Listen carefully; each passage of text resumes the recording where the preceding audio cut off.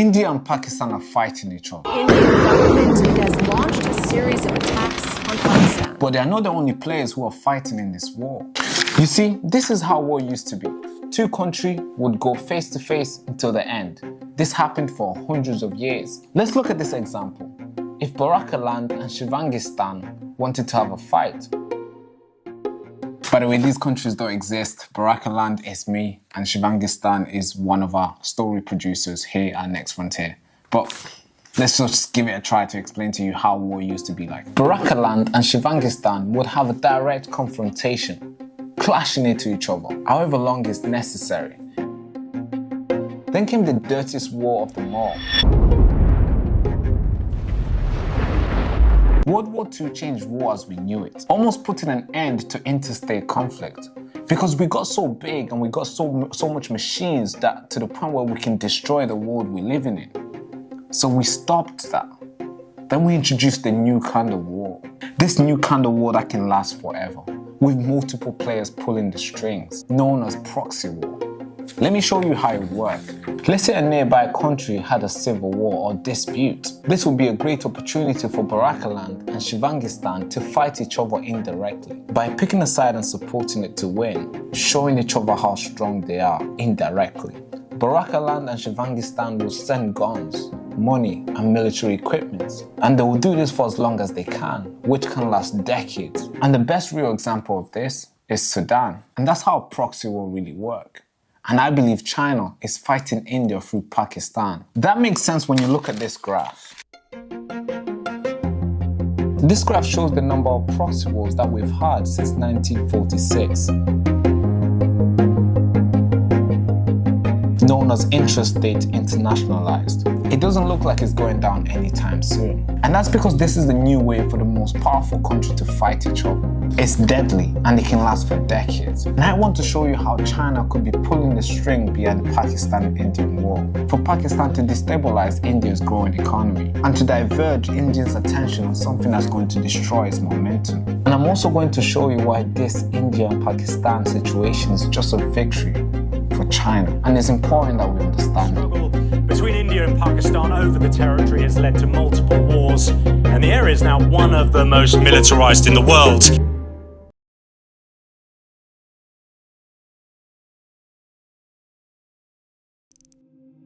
To understand China's involvement in 2025 Indo-Pak War, we need to look back before we move forward.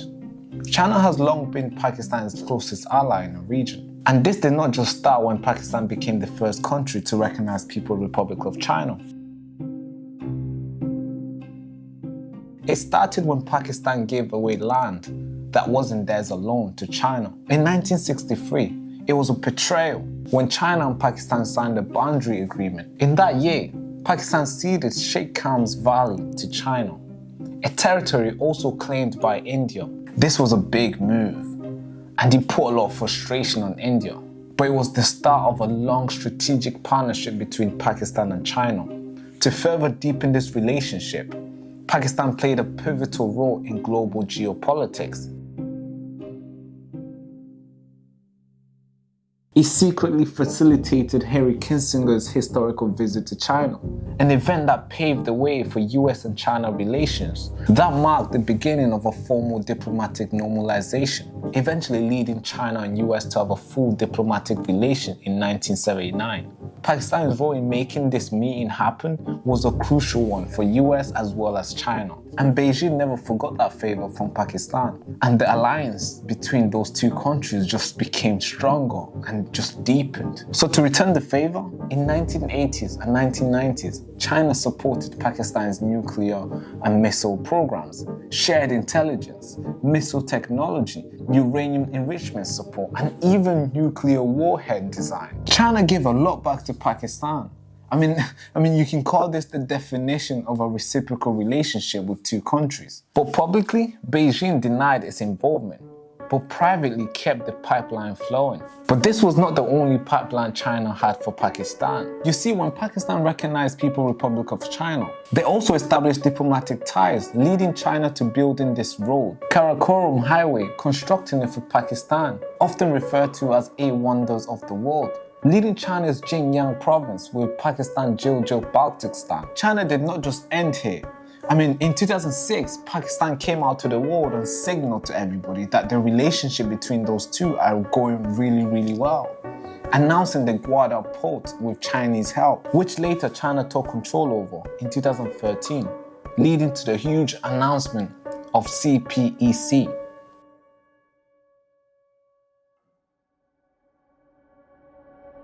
China-Pakistan Economic Corridor.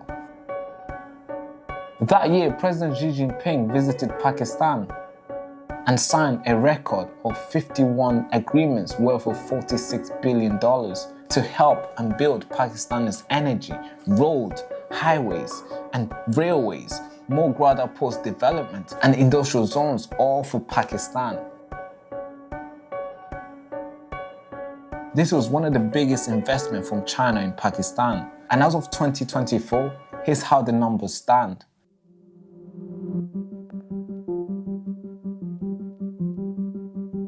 With $46 billion investment, it has produced 10 plus power plants completed, 3,000 kilometers of highways and roads. Yes, it's been a hell of investment from China, and the world is looking close on calling it a debt trap. And because of lack of public accountability in contracts and project bidding, they're raising a lot of concerns. But despite all this, despite all these controversial, despite all those internal conflicts, external conflicts, Pakistan repeatedly emphasized its unwavering commitment in completing this CPEC with China. This project is way more important to China, and you can tell that by the security that they've deployed in Pakistan to protect its investment. It makes sense. But the question to ask is, why is China investing so much? To answer this question, we have to look at this graph.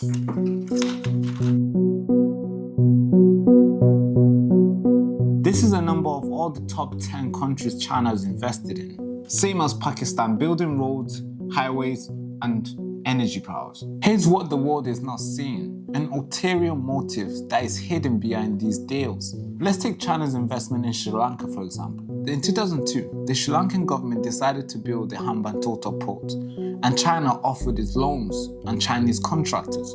Construction began in 2008, and by 2010, the port was open for business. The port was located in southern coast of Sri Lanka, near busy global shipping lanes, and it was intended to become a major shipping hub and economic driver.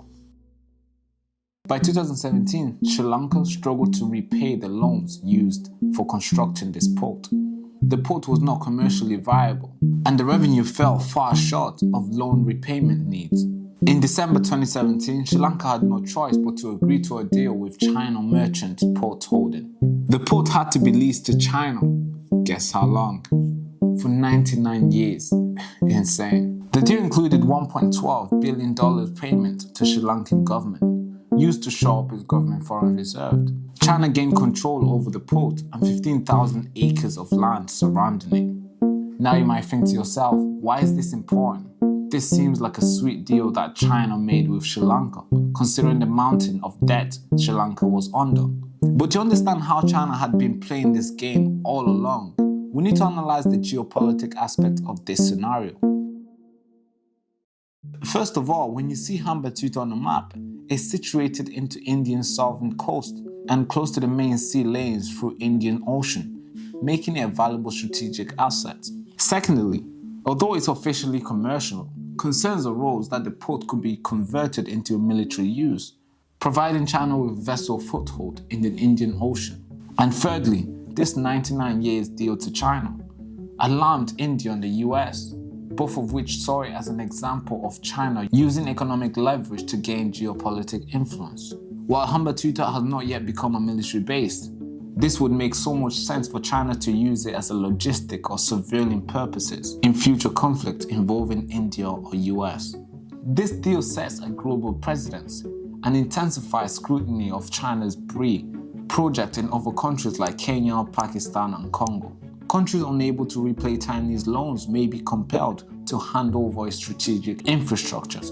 Such agreement gives China a leverage in geopolitical competition with India, the US, and other countries. In recent years, China's Belt and Road Initiative, BRI, has seen significant investment in various countries, with Pakistan being one of the most prominent partners. The China-Pakistan Economic Corridor is a flagship project under its initiative aiming to enhance connectivity and promote economic development. However, the financial strain associated with these projects has raised concern about Pakistan's growing debt and China's increasing influence in the region. Pakistan's internal debt has significantly increased, with Chinese being one of the largest internal creditors.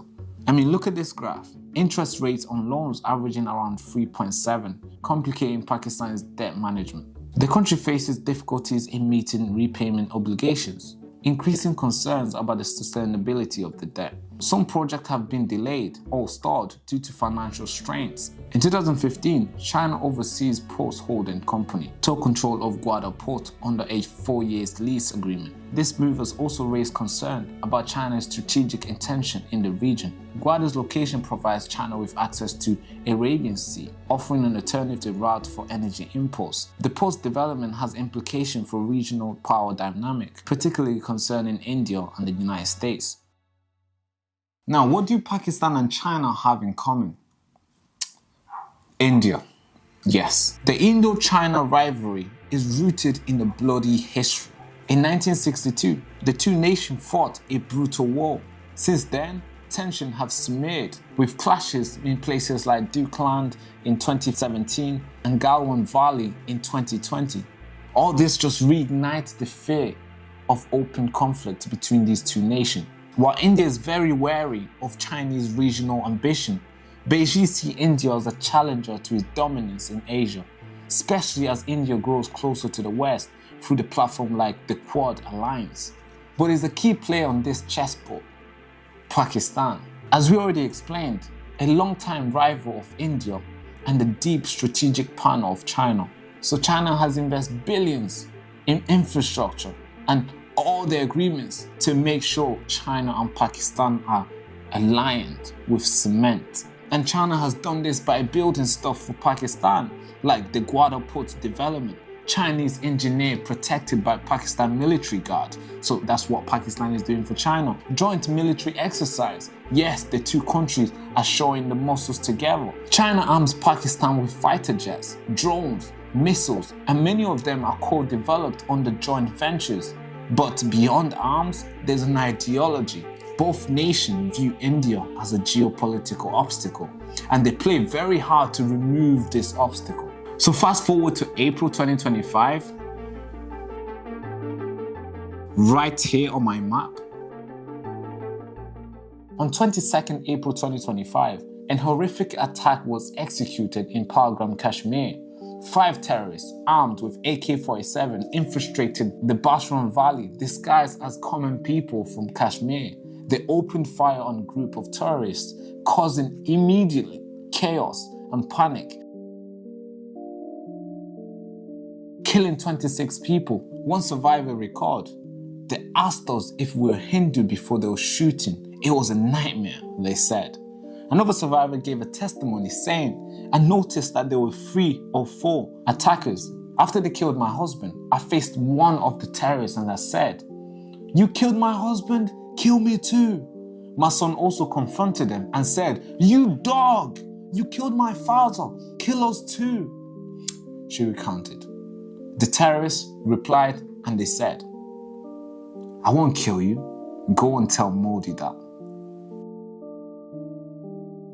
Later on, the attack was claimed by Resistance Front, a militant group believed to be a proxy of Lashkar-e-Taiba. Lashkar-e-Taiba has been linked to several attacks targeting civilians in the region. India responded to this attack by launching Operational Sindhu on May 7th. This operation targeted 9 known terrorist camps in Pakistan-administrated Kashmir, including the headquarters of Lashkar-e-Taiba and Jaish-e-Mohammed. These groups have a history of orchestrating attacks on Indian soil. The response of Indian Army was meticulously planned to avoid civilian area, focusing on only militant infrastructure. No Pakistani military facility were targeted, underscoring India's commitment on precision and restraint, avoiding to escalate tension. Then reports emerged of Pakistan increasing reliance on Chinese military technology. The introduction of advanced Chinese weaponry into the region raised concern about the potential of further destabilization in India. Why would China want a proxy war against India? I mean, it's a bold question. It is. So let me try explaining. India has recently emerged as a prominent face of Global South. You see, India wasn't always a threat to China. I mean, yes, they've had their disputes here and there, but it wasn't like what it is today. Today's fight is more indirectly and more diplomatic. And that's because of what India has been building for itself quietly over time. And now because it's opening up to the market, China doesn't like this. And China's goal is to keep India contained and prevent it from asserting itself in Asia. When you think of global manufacturing hub, the first place that comes to mind is obviously China. But in recent years, we have seen some developing countries, like India, playing a strong hand in the game of manufacturing and production. And the tariff war between US and China has had a lot to do with the changing pace of Chinese manufacturing, with big companies like Foxconn expanding in India, and companies like Apple aiming to source all its US-bound iPhones from India by the end of 2026. And China hates this, especially when India is slowly shifting and moving closer to the West. And here's why China would want to destroy what India is building. And it's not just about what it's going to gain, but it's also about what it's protecting. And the first thing China is protecting is maintaining its regional dominance. A closer US and India relationship would create a powerful strategic counterbalance to China in the Indo-Pacific and broader Asia region. China is keen to avoid the emergence of a strong US and India alliance that could challenge its influence in that area. China sees itself as a dominant power in Asia, and the prospect of a strengthened India and US partnership will undermine China's ability to project its power over the South China Sea, Indian Ocean, and Himalaya borders region. So a US and India alliance would encircle China, limiting its regional freedom of action. We've seen this recently on how China has been flexing its muscle in South China Sea with new maps and new military presence, and even to the point where they are building more islands in the area to increase its surveillance.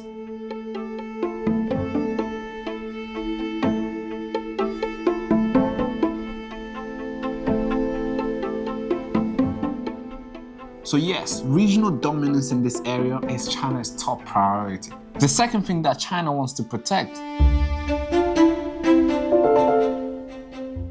is economic competition. India is emerging as one of the world's largest and fastest growing economy. If it aligns more closely with the West, specifically the United States, it could shift more economic focus away from China to India, particularly in key sectors like technology, manufacturing, and digital trade. And this is slowly happening, as I just explained how Apple has announced that it's going to produce all its iPhone in India. And India is not just challenging China on technology and manufacturing, they are challenging them on everything. India is also a critical partner in global supply chain for software development, IT services, and pharmaceutical. So closer US and India ties could allow the West to gain access to India's resources and markets, creating competition for China in everything they've worked really hard for. And Beijing wouldn't want this to happen. So that takes me to the third step of what China is also trying to protect and win over: geopolitical and military competition. The US and India relationship has gone significantly in recent years, with joint military exercising, increasing defense sales, and strategic partnership like Lemonade Second, and communication capability and security agreement. All these agreements are directly undermining China's military presence in Asia, especially in regions where China and India have territorial disputes. Places like Doklam, AK Shin, and Ladakh border. Not only these agreements pose threat to China, China seeing India being a part of the new cool group, Quad, a strategic forum involving the United States, India, Japan, and Australia, where they all aim to promote free, open, inclusive Indo-Pacific, with strong focus on security, cooperation, and economic resilience and democratic value. This freaks out China. I don't think they sleep. And this leaves me with one last thing that China is also fearing of losing it to India. diplomatic influence in the world and in Asia. India has a lot of influence in global bodies like United Nations, WTO and BRICS. And not to mention its growing diplomatic and economic presence in regions like Africa and Latin America is also another point of concern for China. Like recently, India had a joint military drills with countries like Kenya, Egypt and South Africa. China doesn't want India to compete with it for influence in emerging markets that are critical to China's future development and trade routes. So destabilizing India's relationship with the West and soaring discourse between India and its neighbor Pakistan, China seeks to maintain its own influence and reduce the chance of India emerging as a significant challenger to its regional and global ambition. While China is playing chess, Pakistan handed them the board. And now we're just sitting here watching the Iron Brothers play Monopoly in trying to distract India and diverge its attention from reaching its potential.